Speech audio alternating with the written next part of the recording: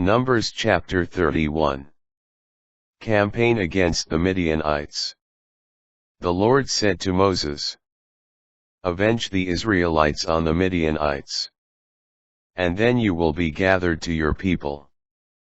So Moses told the people, "Arm some men among you for the campaign, to attack Midian, and to execute the Lord's vengeance on Midian. From each of the tribes of Israel, you will send 1,000 men to the campaign, from the contingents of Israel." Therefore, 1,000 men of each tribe were levied, so that there were 12,000 men armed for war. Moses sent them out on the campaign, 1,000 from each tribe, with Phinehas, son of Eleazar, the priest for the campaign, who had with him the sacred vessels, and the trumpets for sounding the alarm. They waged war against the Midianites, as the Lord had commanded Moses, and killed every male. Besides those slain in battle, they killed the kings of Midian, Evi, Rekam, Zur, Hur, and Reba, the 5 kings of Midian. And they also killed Balaam, son of Beor, with the sword. But the Israelites took captive the women of the Midianites with their children, and all their herds and flocks and wealth as loot, while they set on fire all the towns where they had settled and all their encampments. Then they took all the plunder, with the people and animals they had captured, and brought the captives, together with the spoils and plunder, to Moses and Eleazar the priest and to the Israelite community, at their camp on the plains of Moab by the Jordan opposite Jericho. Treatment of the captives. When Moses and Eleazar the priest, with all the leaders of the community, went outside the camp to meet them, Moses became angry with the officers of the army, the commanders of thousands and the commanders of hundreds, who were returning from the military campaign. "So you have spared all the women," he exclaimed. "These are the very ones who on Balaam's advice were behind the Israelites' unfaithfulness to the Lord in the affair at Peor, so that plague struck the Lord's community. Now kill, therefore, every male among the children, and kill every woman who has had sexual relations with a man. But you may spare for yourselves all the girls who have not had sexual relations." Purification after combat. Moreover, remain outside the camp for 7 days. Every one of you who has killed anyone or touched someone killed will purify yourselves on the 3rd and on the 7th day, both you and your captives. You will also purify every garment, every article of leather, everything made of goat's hair, and every article of wood. Eleazar the priest told the soldiers who had taken part in the battle, "This is the prescribed ritual which the Lord has commanded Moses. Gold, silver, bronze, iron, tin, and lead.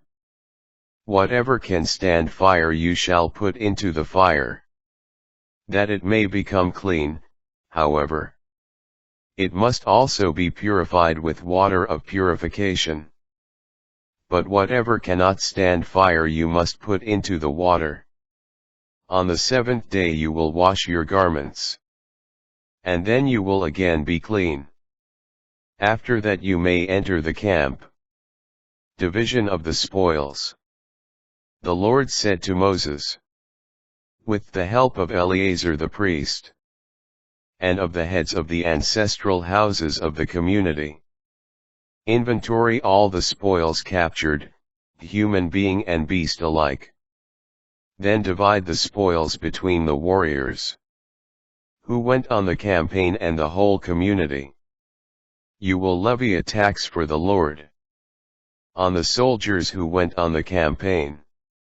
1 out of every 500 persons, oxen, donkeys, and sheep.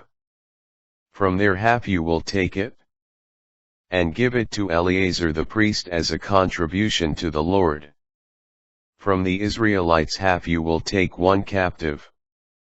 From every 50 human beings, oxen, donkeys, and sheep. All the animals, and give them to the Levites, who perform the duties of the Lord's tabernacle. So Moses and Eleazar the priest did this, as the Lord had commanded Moses. Amount of the plunder. This plunder, what was left of the loot which the troops had taken, amounted to 675,000 sheep, 72,000 oxen, 61,000 donkeys, and 32,000 women who had not had sexual relations.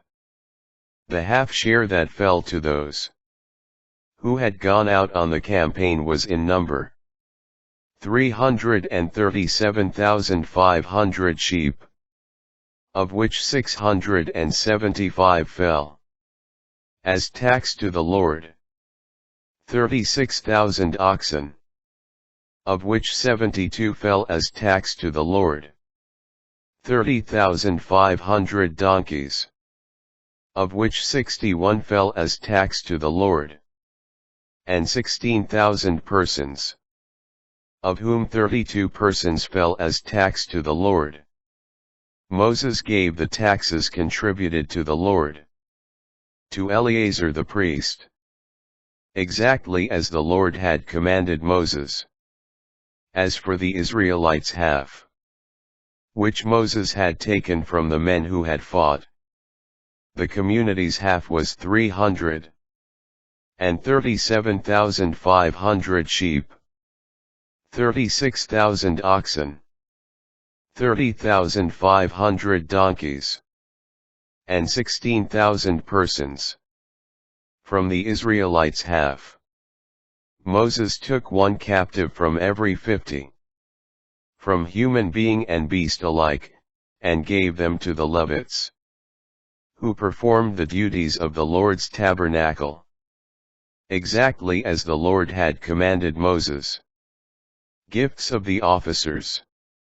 Then those who were officers over the contingents of the army, commanders of thousands and commanders of hundreds, came up to Moses, and said to him, "Your servants have counted the soldiers under our command, and not one of us is missing. So, we have brought as an offering to the Lord articles of gold that each of us has picked up, anklets, bracelets, rings, earrings, or pendants, to make atonement for ourselves before the Lord." Moses and Eleazar the priest accepted the gold from them, all fashioned pieces, the gold that was given as a contribution to the Lord, from the commanders of thousands and the commanders of hundreds, amounted in all to 16,750 shekels. What the common soldiers had looted each one kept for himself. So Moses and Eleazar the priest accepted the gold from the commanders of thousands and of hundreds, and put it in the tent of meeting as a reminder on behalf of the Israelites before the Lord.